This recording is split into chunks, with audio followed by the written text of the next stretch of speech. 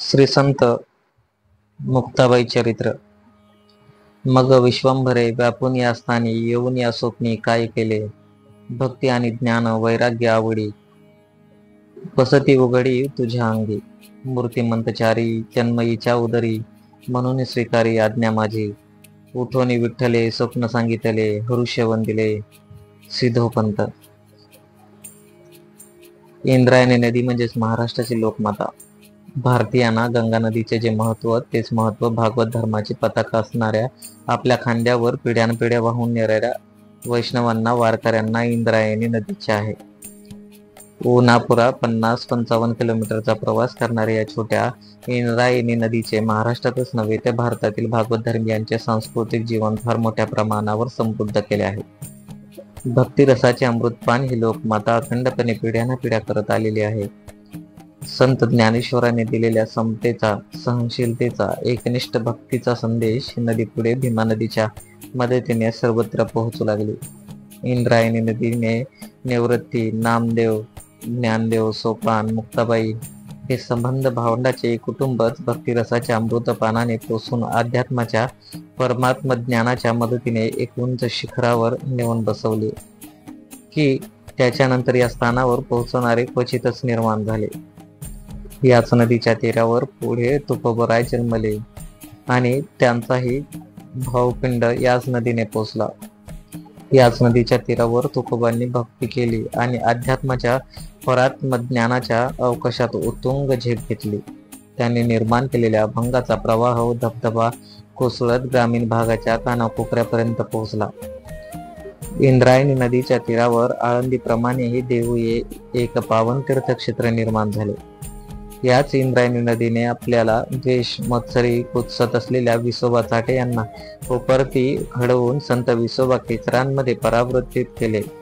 भीमेच्या बरोबरीने या लोकमातेने संत नामदेवांना स्तन्य पाजून जोजवले, मोठे केले. नरहरी सोनारांनाही घडविले. संत नामदेवांना विसोबा खेचरांचे शिष्यत्व देऊन परत एकदा इंद्रायणी व भीमेचा मिलाप घडून आणला. अशा तऱ्हेने आपल्या सर्व शक्तीनिशी भक्तांचा मळा फुलवून त्याच भागवत धर्माची पताका स्वाभिमानाने उंच फडकवत ठेवणारी ही लोकमाता इंद्रायणी नदी. या पावन नदीने संतश्रेष्ठ अशा या नररत्नांची मौलिक माळा जलसागराला अर्पण केली. त्याच माळेतील एक प्रखर स्वयंप्रकाशी अमूल्य रत्न म्हणजेच मुक्ताई होय. संत मुक्ताबाई म्हणजे संत ज्ञानेश्वराचीच लाडकी धाकटी बहीण मुक्ता. केवळ संत ज्ञानेश्वराची बहीण म्हणून नव्हे तर तिचे स्वतःचेच कर्तृत्व एवढे प्रबळ आहे की अध्यात्माच्या विश्वास तिलाही एक विशेष स्थान प्राप्त होते. याच इंद्रायणीच्या खोऱ्यात कारल्याच्या डोंगरावर कित्येक शतकापूर्वी जगात सत्य आणि शांती नांदण्यासाठी शिकवण देणाऱ्या बौद्ध धर्माचे तात्विक चिंतन झाले. त्यात तत्वांचे शिक्षण झाले. ते बीज या मातीत रुजले, अंकुरले आणि फुलले. त्या निमित्ताने भगवान गौतम बुद्ध त्यांची पायधूळ लागून हा भाग पावन झाला. त्या संस्कृती स्मृतिचिन्ह असलेली शिल्पे आजही इंद्रायणी आपल्या कडेवर अभिमानाने वागवते आहे, खेळवते आहे, जोजवते आहे, वाढवते आहे. त्याच बौद्ध लेण्यांच्या प्राचीन साक्षीने इथे उभी आहे. आई एकविरा देवी कोकणवासियांचे श्रद्धास्थान असलेली माता. कोकण आणि दख्खन पठाराचे या जोडणाऱ्या घाटावर कारल्याच्या डोंगरावर आजही जागृत राहून आपल्या अजान लेकरांना आशीर्वाद देत उभी आहे. आपल्या प्रेमळ नजरेची, आत्मीयतेची, मायेची छाया या बालकांवर धरते आहे. आपल्या अबल, निर्बल, दुर्बल बालकांना इंद्रायणीच्या माध्यमातून स्तन्य पाजत आहे. त्यांच्यात नवी प्रेरणा, नवे चैतन्य, नवा जोश भरत आहे. कारल्याच्या बरोबरीने त्यांच्या समोर उभी असलेली भाज्याची बौद्ध लेणी सुद्धा सत्य धर्माच्या जागृततेचे, शांत सहनशील प्रवृत्तीचे संगोपन करत आहे. भारतीय संस्कृतीत विविध रंग आहे हे खरेच. भौगोलिक, धार्मिक, सांस्कृतिक इत्यादीचे हे रंग होते. पण या विविध रंगाच्या कागदांवर भारतात सर्वप्रथम उतरते ते इंद्रायणीच्याच तीरावर मळवली येथे राजा रवी वर्मा यांनी भारतातील पहिल्या रंगीत छापखान्यासाठी जागा पसंत केली, ती सुद्धा इंद्रायणीच्याच तीरावर. भागवत पंथातील संत परंपरेतील अतिसूक्ष्म रंगाच्या छटांची उधळण जणू इथेच कागदावर उतरत होती. जणू तुळशीचा हिरवा, काळपट जांभळा रंग, तुळशी माळेचा चमकदार पण पिवळा नाही, चॉकलेटी नाही असा काष्ट रंग, गोपीचंदाचा अबीर, बुक्क्याचा गुलाल आणि हळदी कुंकवाचा रंग आणि वैराग्याचा भगव्या पताक्याचा रंग इथेच या छापखान्यात कागदावर अवतरत होते. अशा तऱ्हेने भारतीय जीवनात समृद्धतेचे अमृतदान अर्पण करणाऱ्या ही लोकमाता इंद्रायणी. भक्तीची समृद्ध परंपरा.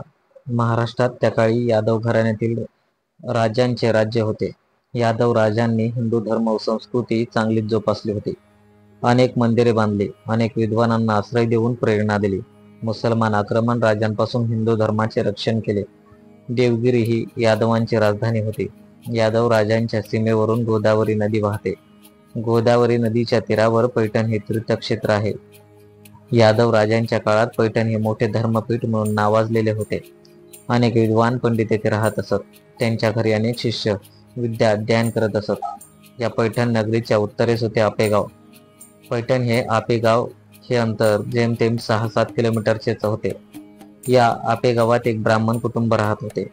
ते मानधेंदीन शाखेचे देवस्थ यजुर्वेदी पंचप्रवरांकित वत्स गोत्राचे होते. आपेगावचे कुलकर्णी पद याच घराण्याकडे होते. त्र्यंबकपंत कुलकर्णी हेही याच घराण्याचे.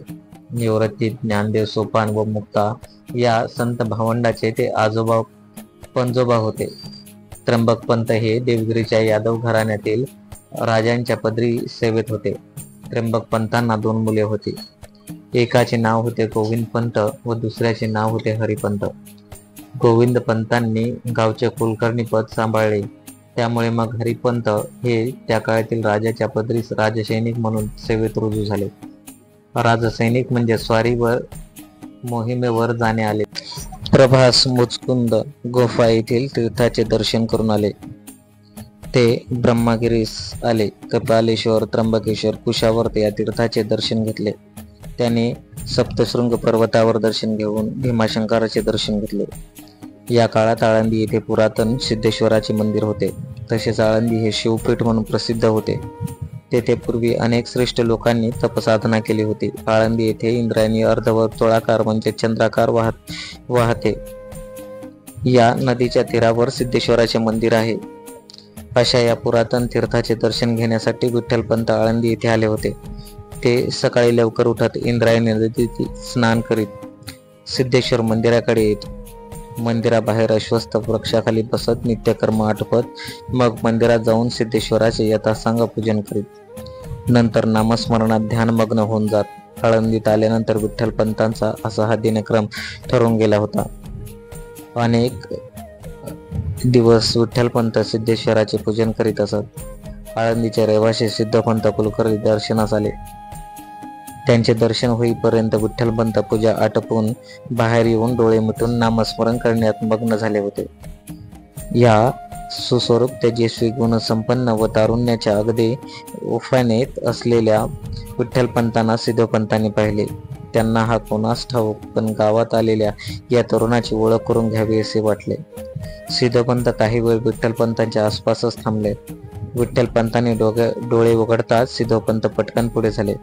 त्यांनी विठ्ठलपंतांना नमस्कार केल्यावर त्यांच्याशी ते बोलू लागले. आपण कुठून आलात? सिद्धोपंतांनी विचारले. द्वारकेपासून भीमाशंकरापर्यंतची तीर्थाटने करून ते येथे आलो आहे, मृदुस्वर विठ्ठलपंत म्हणाले. आपले राहण्याचे गाव कोणते? मी आपेगावचा राहणारा. आपेगावचे कोण म्हणायचे? विठ्ठल कुलकर्णी माझे नाव. नाव छान आहे, पण आळंदीत कोणी नातेवाईक किंवा ओळखीचे नाही? कोणी नाही. अगदी पहिल्यांदाच आलो येथे. पण मग इथे कुठे राहणार? प्रवाशांचे काय, धर्मशाळा असतात की? आपल्यासारख्याने धर्मशाळेत राहण्यापेक्षा माझ्यासारख्याच्या चंद्रमौळी घरात पावन केली तर मी स्वतःला धन्य समजेन. आपण जर माझ्या बाबतीत एवढे प्रेम आपुलकी व्यक्त करीत आहात तर आपल्यासारख्या ज्येष्ठांना मी अव्यर्थ तरी कसा काय करू? विठ्ठलपंत उठून उभे राहिले. सिद्धोपंतांना म्हणाले, चला. दोघे सिद्धोपंतांच्या घरी आले. विठ्ठलपंत तरुण होते. त्यांचा चेहरा तेजस्वी होता. मुद्रा निर्विकार होती. वृत्ती आनंदी होती. सिद्धोपंतांना एक मुलगी होती. तिचे नाव होते रुक्मिणी. रुक्मिणी उपवर होती. सिद्धोपंतांनी मनात विचार केला, विठ्ठलपंतांचे स्थळ तिच्यासाठी उत्तम आहे. हे सद्गुण, सुशील, विद्वान, धर्मनिष्ठ जावई मिळावा अशी अपेक्षा धरून होतेच. विठ्ठलपंतांना पाहून त्यांच्याशी बोलून त्यांची खात्री पटली. की हा तरुण आपल्या सर्व अपेक्षा पूर्ण करणार आहे. विठ्ठलपंत सिद्धोपंतांच्या घरी राहिले. रात्रीचे जेवण उरकले. शिळोप्याच्या गप्पा मारीत ते दोघे बसले. बोलताना सिद्धोपंतांनी आपल्या मुलीचा विठ्ठलपंतांनी स्वीकार करावा अशी विनंती केली, पण तितक्याच गोड शब्दात विठ्ठलपंतांनी त्यांना नकार दिला. सर्वजण झोपले. झोपेत विठ्ठलपंतांना स्वप्न पडले. श्री पांडुरंगांनी त्यांना स्वप्नात दृष्टांत दिला. दृष्टांतात पांडुरंग विठ्ठला म्हणाले, मग विश्वंभरे व्यापून या स्थानी येऊन या स्वप्नी काय केले. भक्ती आणि ज्ञान वैराग्य आवडी वसती उघडी तुझ्या अंगी. मृत्युमंत चारी जन्म इच्छा उदरी म्हणून स्वीकारी आज्ञा माझी. उठवणी विठ्ठले स्वप्न सांगितले हरुषे वंदिले सिद्धोपंत. स्वप्नात पांडुरंग विठ्ठलपंतांना म्हणाले की सिद्धोपंताची मुलगी रुक्मिणी हिच्याबरोबर विवाह करून पत्नी म्हणून तिचा स्वीकार कर, कारण तिच्या पोटी जन्माला येणारे प्रत्येक बाळ हे ईश्वराचा अंश घेऊन जन्माला येते. सकाळ झाली. दुसरा दिवस उजाडला. विठ्ठलपंतांनी व सिद्धोपंतांनी स्नानादी कार्य उरकले. श्री सिद्धेश्वराचे पूजन नामस्मरण दर्शन केले. घरी परत असताना सिद्धोपंतांनी परत एकदा आपल्या मुलीचा पत्नी म्हणून स्वीकार करण्याची विनंती विठ्ठलपंतांना केली. श्री विठ्ठलपंतांनी रात्रीचा दृष्टांत सांगितला आणि म्हणाले, साक्षात पांडुरंगांची आज्ञा, तिचा अवहेर मी कसा करणार. सिद्धोपंत अतिशय आनंदाने म्हणाले, म्हणजेच आपण हा होकारच की. त्यांना खूप आनंद झाला. कुलवान, शीलवान, सदाचारी, भक्त आणि विद्वान जावई मिळाल्याचा आनंद व अभिमान वाटला. एक सुनादी शुभ मुहूर्तावर सिद्धोपंतांनी रुक्मिणीचे विठ्ठलपंताबरोबर लग्न लावून दिले. विठ्ठलपंत रुक्मिणींना घेऊन आई वडिलांकडे आपेगाव येथे आले. तेथे राहू लागले. आपेगावला विठ्ठलपंत आल्यानंतर थोड्याच दिवसात एका पाठोपाठ एक अशा मातापित्याच्या वियोगाचा प्रसंग त्यांच्यावर आला. मुळातच विरागी वृत्ती असलेल्या विठ्ठलपंतांना आणखीन एक वैराग्य आले. संसाराविषयी ते पूर्णपणे उदासीनच राहू लागले. संसारी असूनही त्यांच्याकडे संसाराकडे अजिबात लक्ष नव्हते. सिद्धोपंतांना आपल्या मुलीची काळजी वाटू लागली. तिच्याकडे लक्ष देणारे जवळचे मायेचे कुणीच असायला हवे असे त्यांना वाटायला लागले. मग सिद्धोपंत आपेगावला गेले आणि आपली मुलगी व जावई दोघांनाही आळंदीस घेऊन आले. पण आळंदीसारख्या तीर्थक्षेत्री व्रतस्थ व ज्ञान संपन्न विठ्ठलपंतांचे वैराग्य जास्त प्रखर झाले. मूळबाळ झाले तर माणूस मायेच्या प्रेमाच्या मोहजाळात गुरफटतो, पण बरेच दिवस झाले तरी अद्याप त्यांना अपत्य प्राप्ती झाली नव्हती.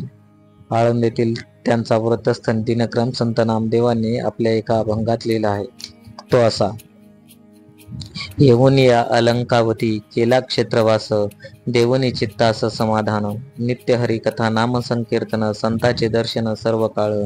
पंढरीची वारी आषाढी कार्तिकी, विठ्ठल एकाएकी एक रूप. रुक्मिणीबाईंचे व्रतस्थ जीवन. विरक्त हा विठ्ठलपंतांचा स्वभावच बनला होता. त्यातच निर्गुण निराकार ब्रह्माचे उपासक होते. लग्न होऊन 7-8 वर्ष झाल्यानंतर हे अपत्य प्राप्ती न झाल्याने त्यांचे संसारातून पार लक्ष उडाले. त्यामुळे त्यांनी पत्नीला संन्यासाची परवानगी मागितली. पत्नी अशी परवानगी कशी काय देणार बरे. मग ते तिला सारखे विनवू लागले, समजावून सांगू लागले. समजावून सांगून सुद्धा पती ऐकत नाही हे पाहून एकदा रागा वैतागाने त्या काहीही करा जा असे म्हणाल्या. पडत्या फळाच्या आज्ञेप्रमाणे त्यांनी गंगा स्नानाच्या नावाखाली घर सोडले. ते थेट काशीला गेले. तिथे रामानंद स्वामींचा आश्रम त्यांनी पाहिला व रामानंद स्वामींकडून संन्यासाची दीक्षा घेतली. तेथे त्यांचे नाव चैतन्य आश्रम झाले. रुक्मिणीबाईंनी काही काळ वाट पाहिली. तीर्थाटन करून विठ्ठलपंत परत येतील अशा त्यांना आशा होती, पण बरेच दिवस त्यांच्याबद्दल काही खबरबात कळत नव्हती. शेवटी कर्णोपकरणी रुक्मिणीबाईंना कळाले की विठ्ठलपंतांनी काशी क्षेत्री एक संन्यासाची दीक्षा घेतली आहे. हे कळाल्यानंतर त्यांना अतिशय वाईट वाटले, पण केवळ दुःख करीत बसण्यापेक्षा आता आपला संसार संपला असे मानून त्यांनी व्रतस्थ जीवन जगण्यास सुरुवात केली. भल्या पहाटे उठून संडास मार्जन करावे, इंद्रायणीच्या पावन जलाने स्नान करावे, सिद्धेश्वराच्या मंदिरात जावे, सिद्धेश्वराचे पूजन दर्शन करावे, काही काळ नामस्मरणात घालवावा. मग तिथल्या अश्वस्थ वृक्षाला बराच वेळ प्रदक्षिणा घालाव्यात. घरी आल्यावर नामस्मरणात वेळ घालवावा. सायंकाळी परत देवदर्शन, मंदिरात काही कथा प्रवचन कीर्तन असेल तर त्यांचे श्रवण करावे. एक भुक्त म्हणजे दिवसात एक वेळचे जेवण करून राहावे अशा प्रकारे व्रतस्थ जीवन कंठण्यास त्यांनी आळंदीत सुरुवात केली. तिकडे काशी येथे विठ्ठलपंथ म्हणजे चैतन्याश्रमाचे संन्यासाचे जीवन सुरू झाले. ते मनोभावे गुरुची सेवा करीत आश्रमाची झाडलोट करून गुरुच्या स्नानादी कार्याकडे पूजन अर्चनाकडे ते जातीने लक्ष देत. लवकरच ते गुरुचे आवडते शिष्य बनले. गुरु रामानंद स्वामी आता त्यांच्यावर एक एक जबाबदारी टाकीत होते. चैतन्याश्रम ती जबाबदारी विश्वासाने पार पाडित होते. रामानंद स्वामी अधूनमधून तीर्थयात्रेत जात असत. तसे जातात त्यांनी चैतन्याश्रमास बोलावून आश्रमाची जबाबदारी त्यांच्यावर टाकली आणि काही सूचना केल्या आणि दक्षिणेकडे तीर्थयात्रेसाठी ते बाहेर पडले.